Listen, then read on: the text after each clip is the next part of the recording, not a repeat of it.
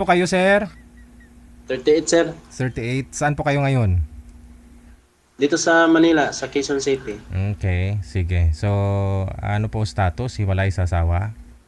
Oo, walay, sir. Bali, yung nakausap niyo po, naalala ko last year, si Miss, sino ngayon nakausap mo?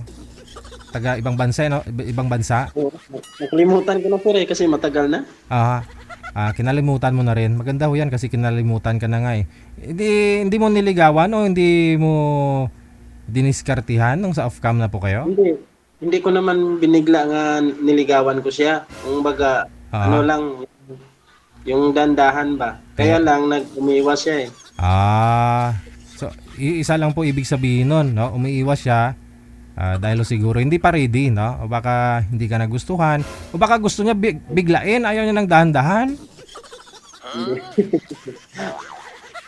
Hindi naman siguro, sir. Ah, Kaya nga ako nag-ano sa inyo, nag-update kasi lagi ko yung nagtingin sa mga live ninyo. Kaya ako ah, ngayon, nag-ano. sige, na.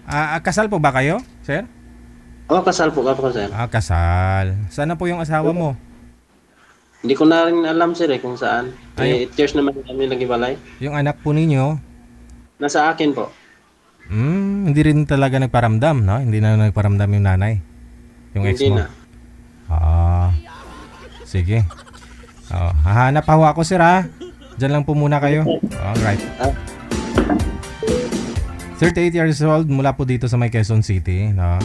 Baka ho mayroon pong malapit lang, no? Dito lang sa Maynila, no?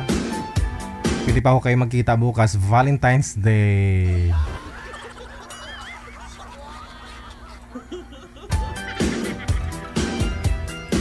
Single father, no? Nasa kanya daw po yung anak niya. Di ko lang naitanong kung ilan po, no?